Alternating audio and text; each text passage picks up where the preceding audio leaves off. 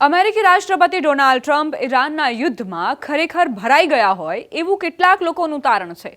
કહેવાઈ રહ્યું છે કે ટ્રમ્પના કેટલાક સલાહકારોએ તાજેતરના દિવસોમાં તેમને સૂચન આપ્યું છે કે તેઓ ઈરાન વિરુદ્ધ ચાલી રહેલા યુદ્ધમાંથી અમેરિકાને બહાર કાઢવાની રણનીતિ જાહેર કરવાનું શરૂ કરે। વોલ સ્ટ્રીટ જર્નલના એક રિપોર્ટ અનુસાર મામલા સાથે સંકળાયેલા લોકોએ જણાવ્યું છે કે સલાહકારોનું માનવું છે કે અમેરિકી સેનાએ પોતાના મોટા ભાગના લક્ષ્યો હાંસલ કરી લીધા છે। સલાહકારો કહે છે કે હવે આ યુદ્ધનો એક્ઝિટ પ્લાન તૈયાર કરી લેવો જોઈએ।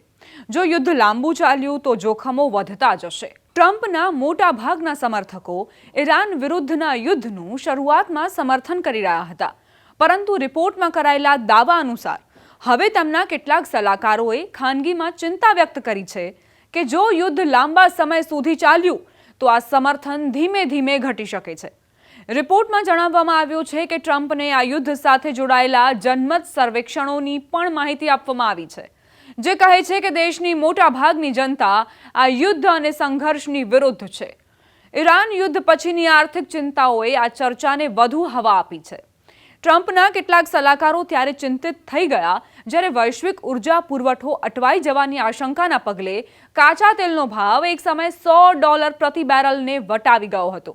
રિપોર્ટમાં કરાયેલા દાવા અનુસાર ઘણા રિપબ્લિકન સાંસદોએ પણ વહીવટ સાથે સંપર્ક કરીને ચિંતા વ્યક્ત કરી છે કે આ યુદ્ધ આવનારા મિડ ટર્મ ચૂંટણીઓને કેવી રીતે અસર કરી શકે છે।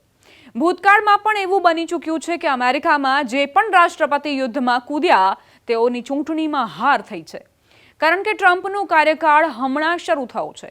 તેથી તેમને નવેમ્બરમાં થનારી મિડ ટર્મ ચૂંટણીમાં તેના માઠા પરિણામ ભોગવવા પડી શકે છે। આ રિપોર્ટ્સ વચ્ચે ટ્રમ્પે જાહેરમાં સંકેત આપ્યો છે કે આ યુદ્ધ વધુ લાંબુ નહીં ચાલે। સોમવારે મિયામી પાસે પોતાના ગોલ્ફ ક્લબમાં રિપબ્લિકન સાંસદો સાથે વાત કરતા તેમણે મધ્ય પૂર્વમાં અમેરિકી સૈન્ય કાર્યવાહીને મર્યાદિત અભિયાન ગણાવ્યું। જોકે તેમણે ચેતવણી પણ આપી કે જો ઈરાન વૈશ્વિક તેલ પુરવઠાને અટકાવવાનો પ્રયાસ કરશે તો અમેરિકા પોતાની કાર્યવાહી વધુ તેજ કરશે। તેમણે કહ્યું કે ઈરાન હોર્મુઝમાં તેલ સપ્લાય રોકશે તો તેના પર 20 ગણી વધુ તાકાતથી હુમલો કરવામાં આવશે। ટ્રમ્પ જ્યાં યુદ્ધને નાનું ગણાવી રહ્યા છે, ત્યાં ઈરાની અધિકારીઓએ સંકેત આપ્યો છે કે તેઓ લાંબા સંઘર્ષ માટે તૈયાર છે।